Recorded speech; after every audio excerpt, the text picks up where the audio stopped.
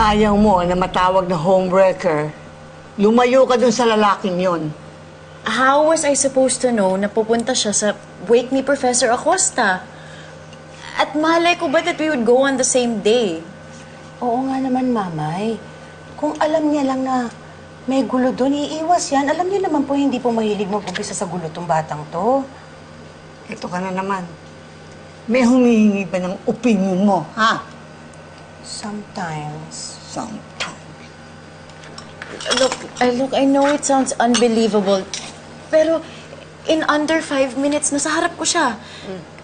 Then he was trying to be sweet, and then I resisted him. Tapos, bigla niya akong hinalikan. Kaya sinampal mo siya. Yeah! 3 times. Pero bumigay ka rin, di ba?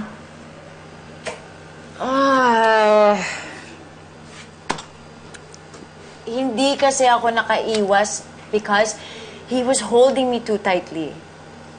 Ano pa magagawa ko? Alam mo, ang sabihin mo, mahal mo pa rin siya. Kasi inamin mo yan kagabi. Pwede ba? Tapos na ang buhay niyo ni TJ. Ikaw, maganda ang buhay mo sa Amerika. Pumunta ka na doon at doon mo hanapin yung pag-ibig na yan. Marami kang makukuha doon at hindi di pamilyang lalaki. I know. Natauhan nga ako kagabi. Huli na to. Habang nandito ka sa Pilipinas, hindi ako makakampante. Sige na, tita. Pagkatapos mo na akong sermonan, bibili na ako ng ticket. Good. Aalis na ako. I'm going back to the States.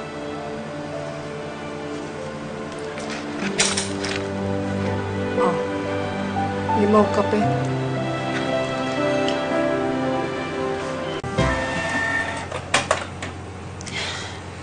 Oh, ano meron na ba?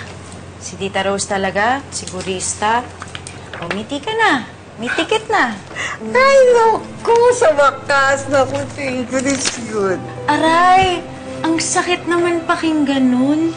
Ni wala man lang hint na malulungkot ka kasi aalis ang kaisa-isa mong pamangkin. Tingnan mo, nagtumpo na.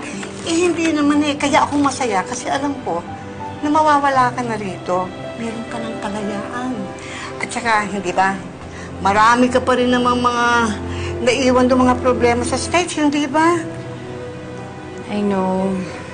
Haharapin ko na rin yun. Naman.